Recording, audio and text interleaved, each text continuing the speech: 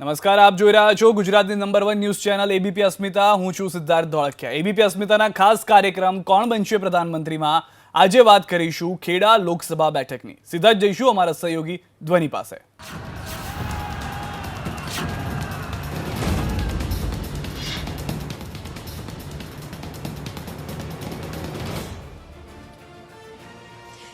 નમસ્કાર, કોણ બનશે પ્રધાનમંત્રીમાં આપનું સ્વાગત છે. આપની સાથે હું છું ધ્વની ધોળકિયા. આપણે આવ્યા છીએ સરદાર સાહેબનો જ્યાં જન્મ થયો તે લોકસભા બેઠકના વિસ્તારમાં, જ્યાંથી ગુજરાતને મળ્યા પ્રથમ મહિલા સાંસદ મણિબેન પટેલના સ્વરૂપમાં તે લોકસભા વિસ્તાર જે ઓળખાય છે સત્યાગ્રહની ધરતી તરીકે. તે લોકસભા બેઠકનો વિસ્તાર એટલે ખેડા લોકસભા બેઠકના વિસ્તારમાં જોરદાર તાળીઓ થઈ જાય નડિયાદની જનતા માટે.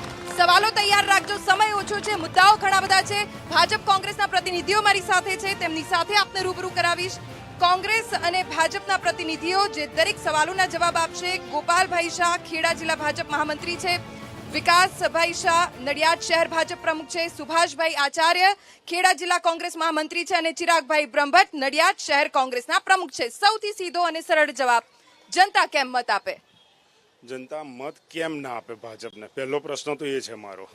બીજું, સાંસદ સભ્યશ્રી છે, હું નેશનલને એ બહુ નથી જતો, પણ લોકલ જનતાને જ ખબર છે કે સાંસદ સભ્યશ્રી 5 વર્ષમાં નડિયાદની જનતા એમને કેટલી વાર જોવામાં આવ્યા, અને જિલ્લાનું વડું મથક અને ખેડા લોકસભા સીટનું બી વડું મથક હોવાથી તેઓ જનતાના ડાયરેક્ટ કોન્ટેક્ટમાં નડિયાદની જનતાના કેટલી ફેરાયા અને કેટલી ગ્રાન્ટ નડિયાદને આપી.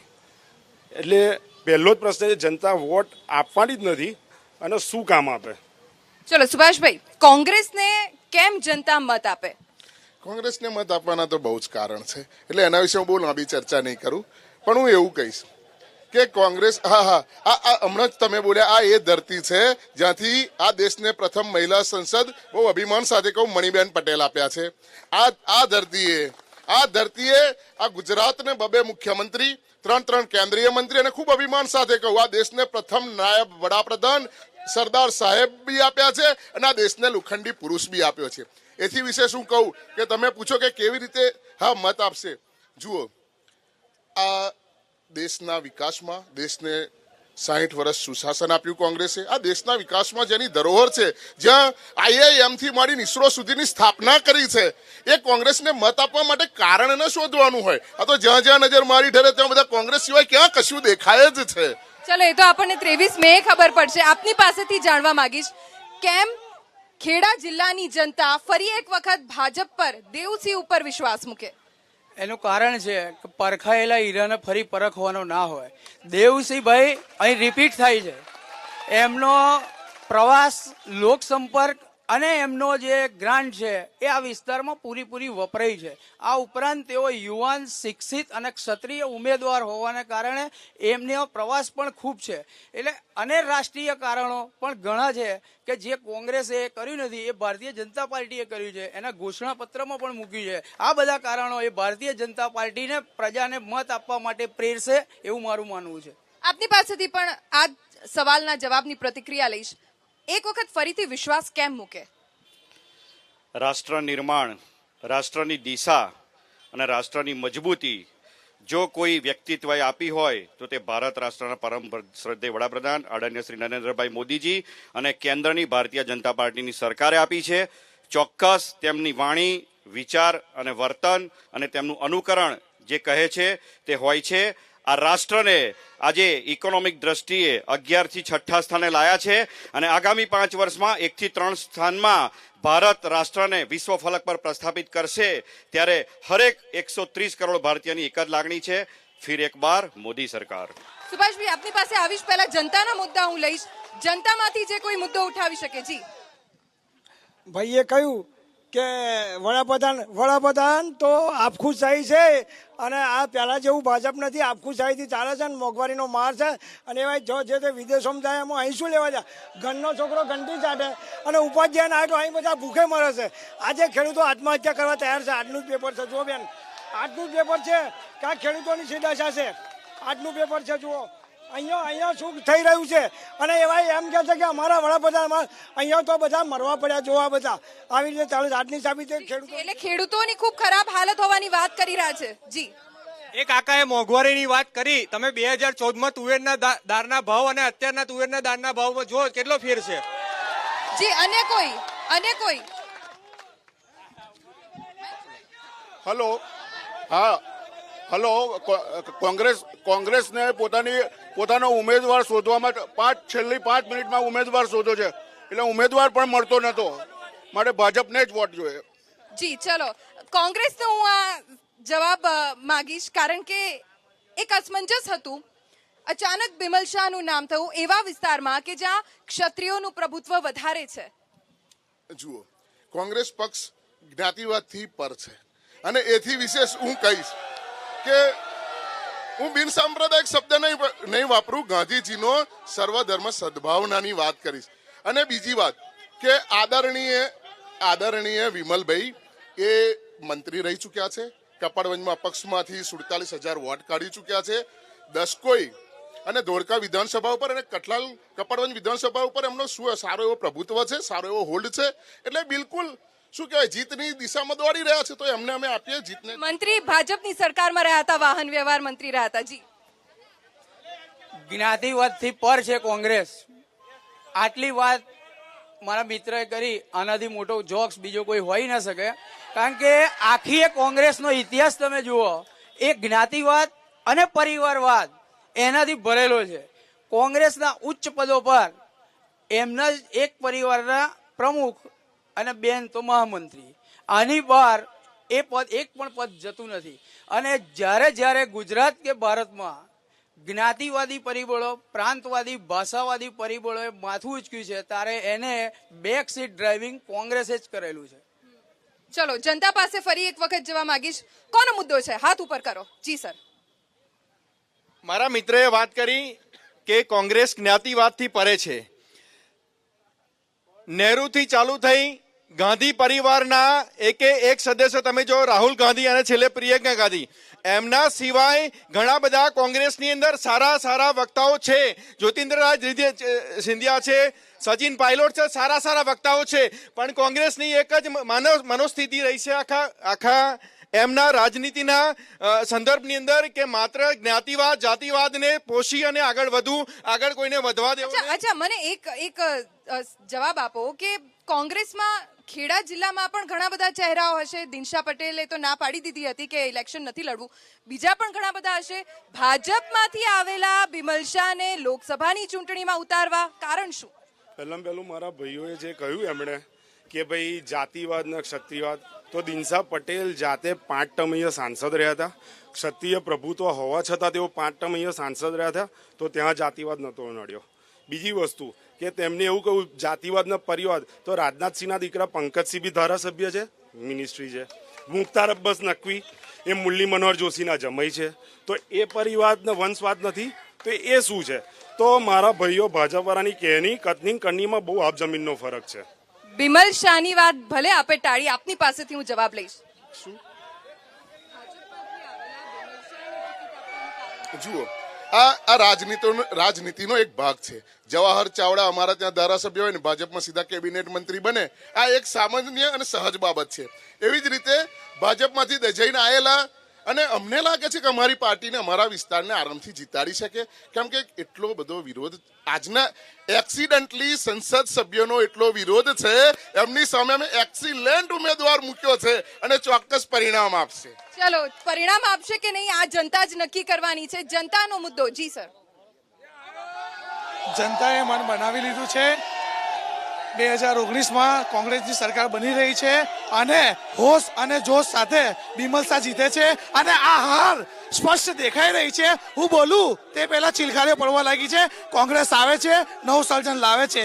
સબને જી સર, આપનો કોઈનો મુદ્દો છે? યસ. હું કોંગ્રેસ પાર્ટીને પૂછવા માંગુ છું કે કોંગ્રેસ પાર્ટી આતંકવાદીઓ અને દેશદ્રોહીઓનું સમર્થન કેમ કરશે? કલમ 124 એ કેમ નાબૂદ કરવા અને આસપા કાયદો કેમ નાબૂદ કરવા? સ્થાનિક મુદ્દો કોઈ છે? સ્થાનિક મુદ્દાને લઈને 5 વર્ષના મોદીના શાસનમાં એક બી કરપ્શનનો ડાઘ થયો નથી, બરોબર? તો બી રાહુલ ગાંધી જૂઠાણું ફેલાવે છે. રાફેલના મુદ્દે કેમ જૂઠાણું ફેલાવે છે? જી અન્ય કોઈ મુદ્દો? રાષ્ટ્રવાદ શીખવાડે છે, પણ નરેન્દ્ર મોદી એ શહીદોના નામે વોટ માંગે છે આજે, એ સાચી વાત છે? જી સર, આગળ આવી જાઓ. સૌથી પહેલા તો એમને કહીશ કે સુના જંગલ રાત અંધેરી બદલી કાલી છાઈ હૈ, સોને વાલે જાગતે રહીયો ચોરો કી રખવાલી હૈ. આ એ ચોર લોકો છે કે જે ગાંધી બાપુના ચશ્મા ચોરી અને એક ઉપર સ્વચ્છ લખી દીધું, એક ગ્લાસ ઉપર સ્વચ્છ લખી દીધું, એક બાજ પર ભારત લખી દીધું, અને જ્યાં ભારત છે ત્યાં સ્વચ્છ દેખાતું નથી. સ્વચ્છ ભારતના નામ પર, સ્વચ્છ ભારતના અભિયાનના નામ ઉપર આ લોકોએ વર્લ્ડ બેંક પાસેથી $2.5 મિલિયન ની લોન લીધેલી છે. એ ક્યાં છે? ચાલો, સ્વચ્છતાને લઈને સવાલ ઉભો થઈ રહ્યો છે. આ બધું કે છે તો પહેલામાં પહેલું રફાલ એટલે રાહુલ ફેલ. બીજું કે એણે અત્યાર સુધી મારી ગવર્મેન્ટનો 5 વર્ષમાં મોદી સાહેબે 108 કિલકિલાટ નોમ વાપર્યું, કોઈ 70 વર્ષમાં નહીં વાપર્યું. એ મારી નોની બેને વાપર્યું કિલકિલાટ, બરાબર? કોઈ નહીં વાપર્યું, બરાબર છે? બીજું કે કોઈ બી ડેવલપમેન્ટના કામ હોય કોઈ બી જગ્યાએ ના, બરાબર? કેટલી બધી યોજના, 5 લાખ અત્યાર સુધી રાહુલ ગાંધી અને સોનિયા ગાંધી અને રાજીવ ગાંધી. રાહુલ ગાંધી, સોનિયા ગાંધી, નરેન્દ્ર મોદીની વાત થઈ રહી છે, પણ મારે ખેડૂતોના મુદ્દે જવાબ જોઈએ છે ભાજપ પાસેથી. કેમ કે આપ સત્તામાં છો, આપના વર્તમાન સાંસદ છે, સૌથી વધારે ઉત્પાદન તમાકુનું અહીંયા થતું હશે, છતાં જીએસટી નો માર ખેડૂતોને પરેશાન કરી રહ્યો છે. ખેડૂતોનું શું? હમણાં જ આ કાકાએ વાત કરી, ખેડૂતો ઈચ્છા મૃત્યુની માંગ કરી રહ્યા છે.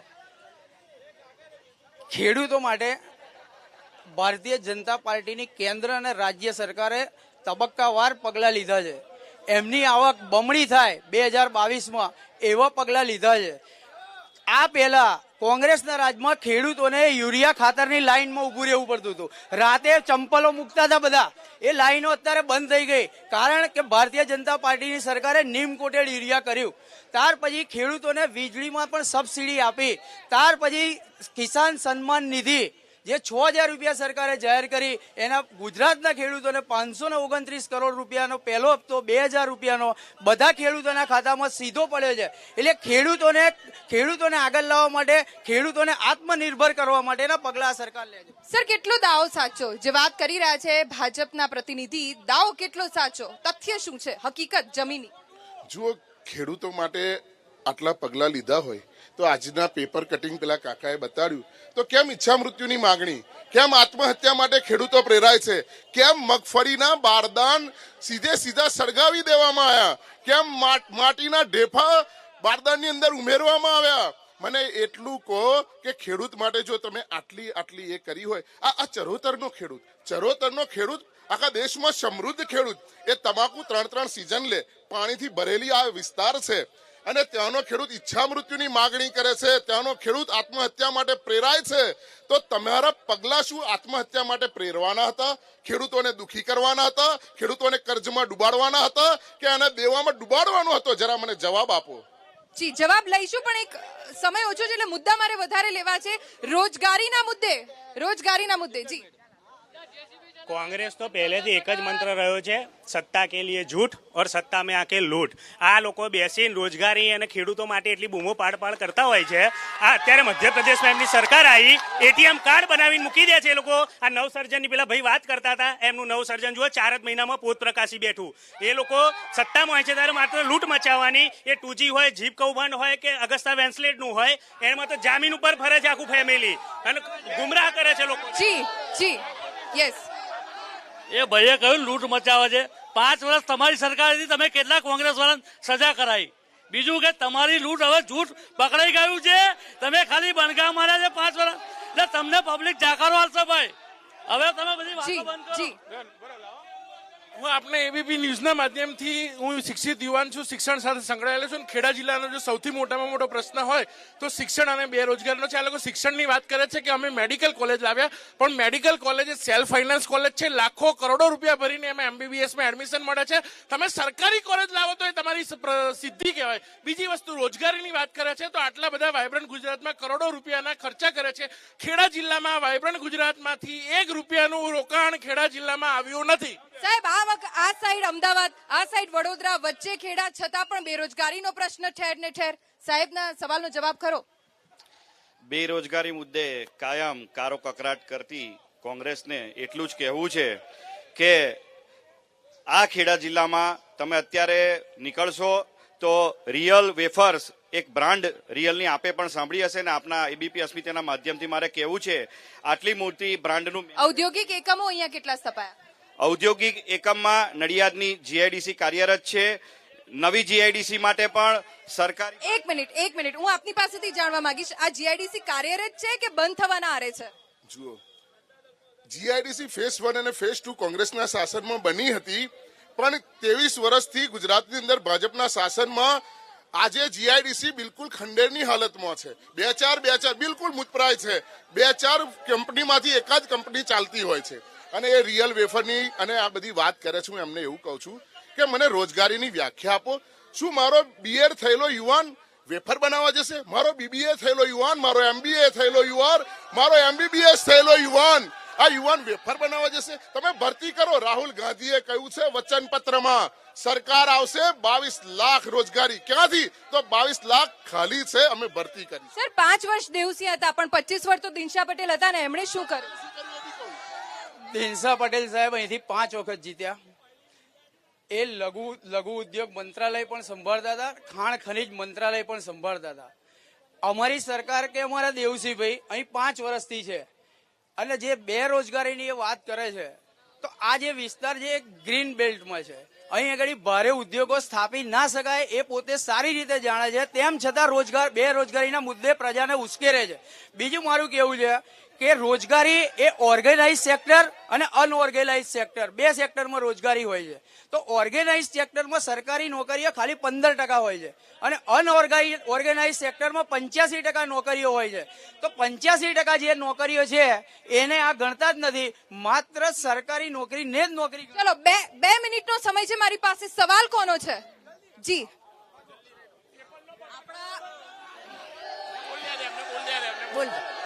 પ્રધાનમંત્રી આપણા જ્યારે સ્વચ્છતાની વાતો કરે છે તો હું એ પૂછવા માંગુ છું કે સ્વચ્છતામાં નડિયાદ ખેડા જિલ્લાનો ગ્રાફ સરેરાશ તમે સાલ ટુ સાલ જુઓ તો ઘટતો કેમ જાય છે? એ કાઉન્ટર ક્વેશ્ચન. હા, સ્વચ્છતાને લઈને સવાલ છે, ખાસ કરીને ખારીકટ અને શેરડી નદીમાં જે પ્રદૂષણ થયું છે તેને લઈને બી આપની પાસેથી હું જવાબ માંગીશ. બેન, મારી મોટી બેન સારી રીતે જાણે છે કે શેરડી અને મહી નદીમાંથી જે કેનાલો નીકળે છે એના રખરખાવ અને એના મેન્ટેનન્સ અને નવીનીકરણ પાછળ 146 કરોડ રૂપિયા ખર્ચાયા છે.